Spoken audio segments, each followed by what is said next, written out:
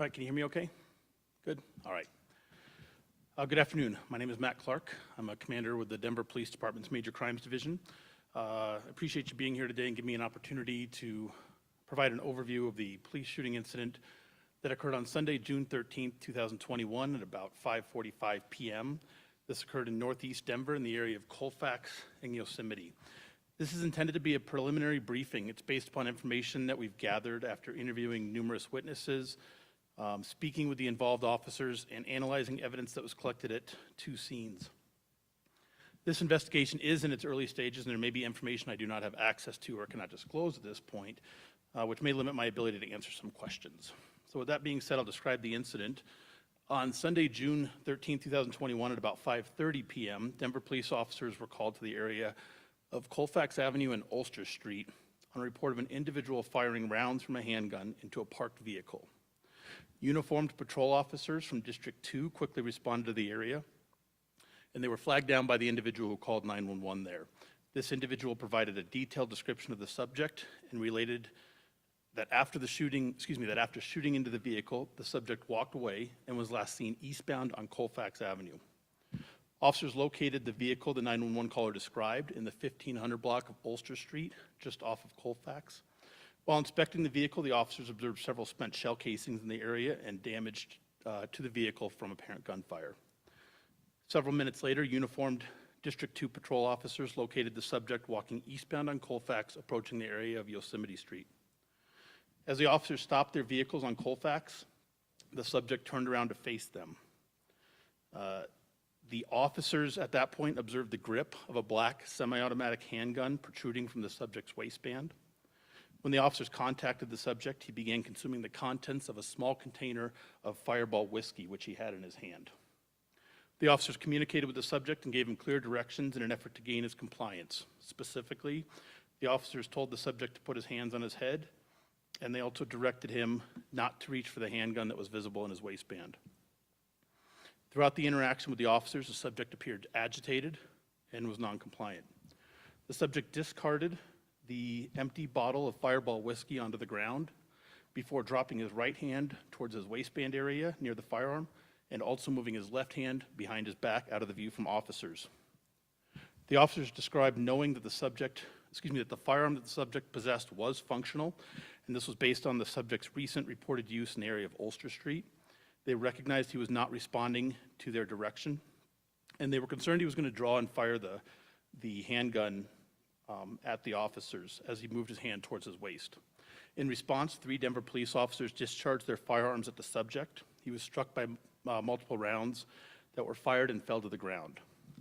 The officers immediately transitioned and began rendering aid, and this included the application of 2 tourniquets and applying force to the wounds. The subject was transported to an area hospital by ambulance where he was later pronounced deceased. Investigators processed the scene at Colfax and Ulster and located 4 spent .45 caliber shell casings, which were believed to have been fired by the subject's handgun. Additional forensic will be conducted to confirm this. While examining the parked vehicle, detectives located multiple defects resulting from the shots fired by the subject into the vehicle. These included a flat tire and damage to the passenger side of the vehicle. Detectives have determined that the subject was the registered owner of the vehicle that he shot. At the scene near Yosemite, investigators recovered a black .45 caliber H&K semi-automatic handgun. This was the firearm the officers recovered from the subject. It was determined that the 3 Denver officers fired a total of 11 rounds in this incident. As part of the investigation, we've interviewed numerous people and would encourage anyone else with information or video to please contact the Denver Police Department or anonymously through Crime Stoppers. In regards to the subject, he's been identified as 30-year-old Dwayne Manzoneres. His birth date is October 26th of 1990. The Denver officers who responded to this incident were all wearing body-worn cameras, and their cameras were activated and captured their interaction with the subject. All the officers were wearing Denver police uniforms and were driving marked Denver police vehicles. The officers who discharged their weapons are patrol officers. They're currently assigned to District 2 in northeast Denver. 2 of the officers have been with the department for 2 years, and the other for 3 years. These 3 officers will be on a modified duty assignment at this point.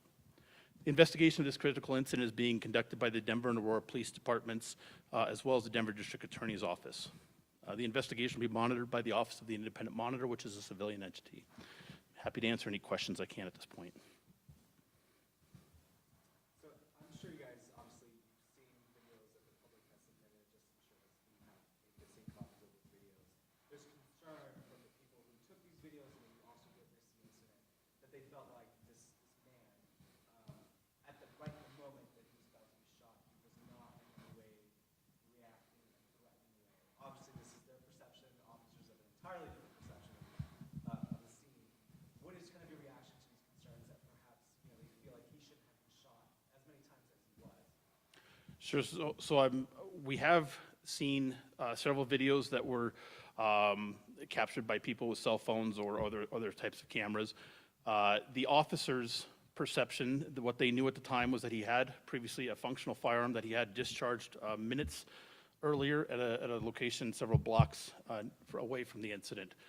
He was non-compliant. He was clearly agitated. He took the bottle that he had in his hand that would have been likely closest to the firearm and cleared his hand of that, and then he moved his hand directly towards that weapon, and that's what the perception of the officers was. Can you speak to what he would have been charged with if he had complied and all that happened was he shot the vehicle and That would be an analysis conducted by the district attorney's office, because ultimately it was determined it was his vehicle. It is certainly illegal to discharge a firearm in the city and county of Denver, so there would have been consequences.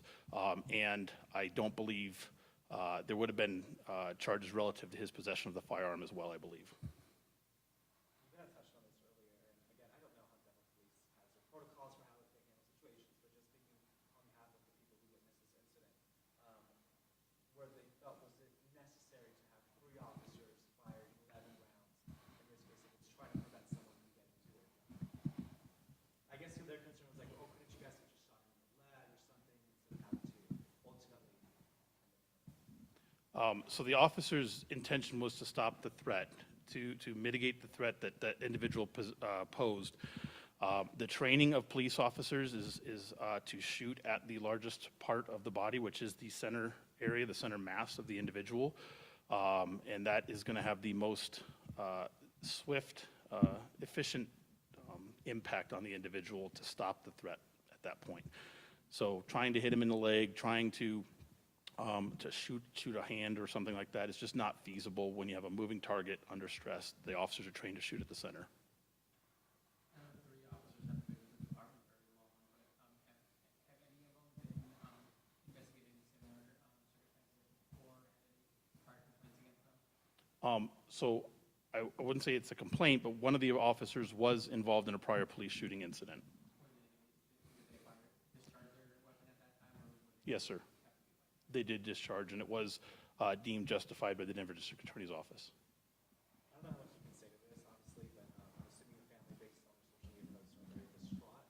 Have you guys had any sort of communication with them? Yeah, the family is understandably distraught in these situations. We have had communication with them. Detectives from the homicide unit, our victims assistance unit is also working with the family at this point as well.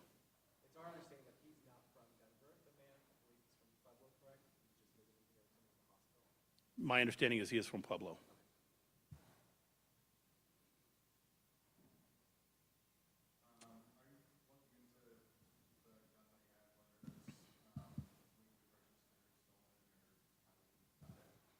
Absolutely, we are looking into the gun, how he came into possession of it, and if there's any criminal responsibility relative to that, that would be addressed as part of this investigation as well. any indication of what set him off to shoot his own vehicle? I don't have that information at this point. That's one of the things we are still looking into. We are working with the family to try and get a better understanding of the background and what may have been going on that day in that individual's life. And I know most of the time stuff on the medical examiner document, but do you happen to know what his BAC was at the time? So toxicology reports, so the quick answer to the question is no, I don't know his toxicology, and toxicology reports take several weeks. Thank you.